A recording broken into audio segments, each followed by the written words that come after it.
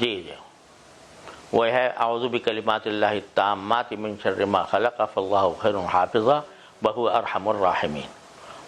یہ دعا بچوں کے اوپر دم بھی کر دیں اور تعویذ بنا دیں تو انشاءاللہ اس سے ان کو. اور مفتی صاحب اس کا مطلب کیا ہے وہ بھی اگر روشنی ڈال دیں تو سمجھ میں آ جائے گی سب کو بات. جی معنی اس کے یہ ہے کہ اللہ تعالیٰ کے تمام مکمل کلمات یعنی اس کی ساری صفات وغیرہ کے حوالے سے میں پناہ مانگتا ہوں ہر اس چیز سے جو اللہ تعالیٰ نے پیدا کی ہے یہ ہے. اور اس میں سبھی کچھ آ جاتا ہے جو انسان کے لیے نقصان دہ ہوتا ہے.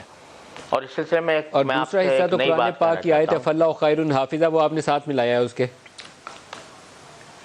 جی بالکل اللہ خیر حافظہ.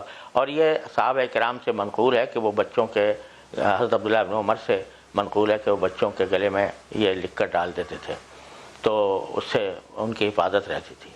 تو آج کل چونکہ سنا ہے کہ بچوں کے اوپر زیادہ مؤثر ہوتا ہے اور ان کا امیون سسٹم اتنا قوی نہیں ہوتا کہ وہ اس کو رکھ سکے اس کا دفاع کر سکے. اس لیے مفتی صاحب یہ جو دعا ہے آپ نے بتایا کہ یہ صحابہ کرام پڑھ کے تو بچوں کے اوپر یہ دم کیا کرتے تھے. میں یہ دوبارہ آپ سے سمجھنا اور سننا چاہوں گا, یہ کافی میرے لیے انفارمیٹیو ہے یہ بات. یہ اعوذ بکلمات اللہ والی دعا جو ہے یہ پوری دعا فاللہ خیر حافظہ ملا کے یہ دعا آپ بتاتے ہیں کہ وہ صحابہ کرام بچوں کو لکھ کے ان کے گلے میں تعویذ بنا کے ڈال دیتے تھے.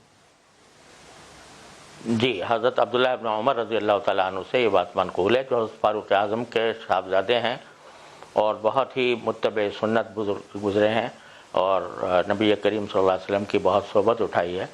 وہ اپنے ان کے سے منقول ہے کہ وہ یہ ان کے گلے میں لکھ کر ڈالتے تھے. اور ظاہر یہ لگتا ہے اگرچہ کسی روایت میں ثابت نہیں ہے لیکن ظاہر یہ لگتا ہے کہ یہ الکلمات انہوں نے نبی کریم صلی اللہ علیہ وسلم سے ہی سیکھے تھے.